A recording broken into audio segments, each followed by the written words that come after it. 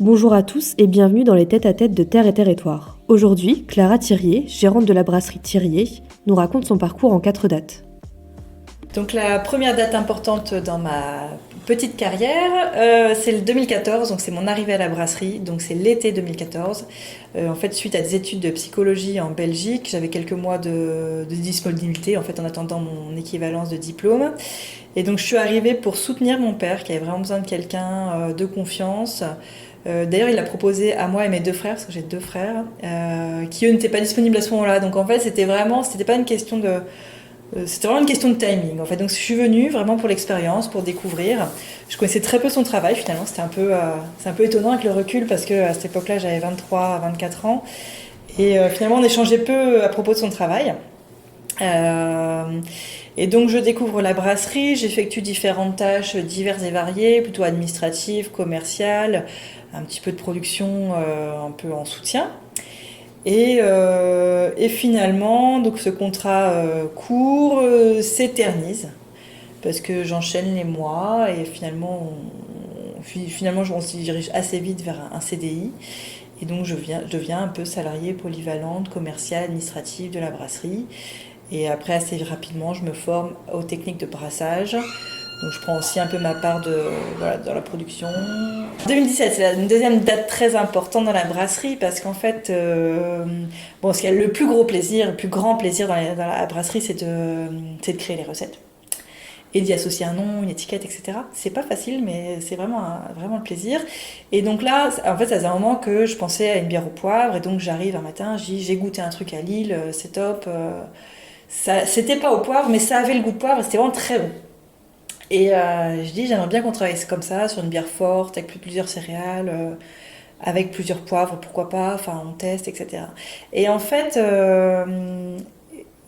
cette bière-là, c'est important, parce que du coup on l'a développée, on a travaillé beaucoup, on a acheté 10 poivres différents, on les associe à différents houblons, différents céréales, etc. C'est la recette qu'on a le plus travaillé dans notre gamme. Et elle est importante parce que ça a vraiment créé un tournant entre le côté traditionnel de la brasserie, qui faisait des saisons, des bières de garde, et le côté un peu plus créatif, inventif et innovant.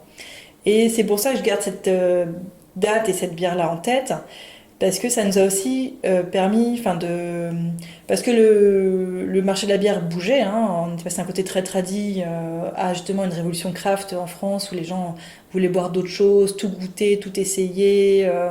Des... Et donc les bières au poivre, voilà, ça a été très étonnant. Et en fait, donc suite à cette bière donc, qui s'appelle la Pepper Trip, on en a fait plusieurs, d'autres.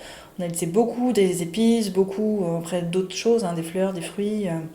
Mais voilà, c'était un peu le tournant innovation. En 2024, troisième date importante, c'est le départ en retraite de mon père. Donc il avait décidé il y a quelques années, il s'était mis une date en tête, parce que c'est quelqu'un que quand il décide quelque chose, il s'y tient.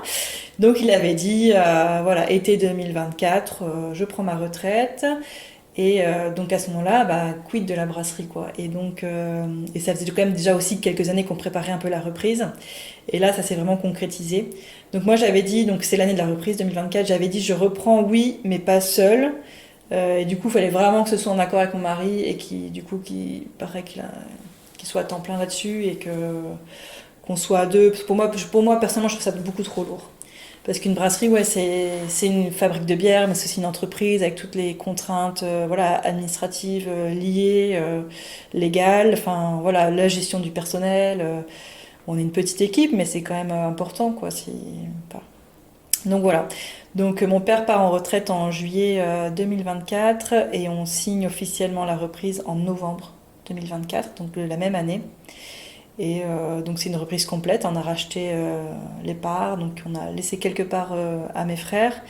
Mais donc voilà, mon père est parti complètement et donc de temps en temps il passe une tête, on discute, mais voilà, il n'a plus du tout, plus de rôle dans la brasserie depuis 2024 et ça se passe très bien. Ça a été une grosse transition même pour les collègues et tout, c'est drôle, qui ont travaillé toute leur carrière avec lui en fait.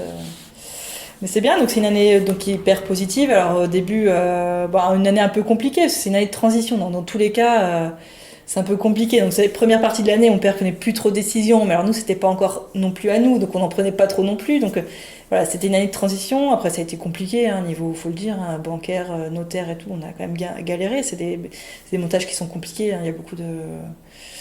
Donc là, en plus, enfin, c'est une cogérance avec des parts donc, qui m'appartiennent, qui appartiennent à mon mari, qui appartiennent à mes frères. Enfin, voilà, c'est tout un montage qui a été compliqué à mettre en place. Et voilà.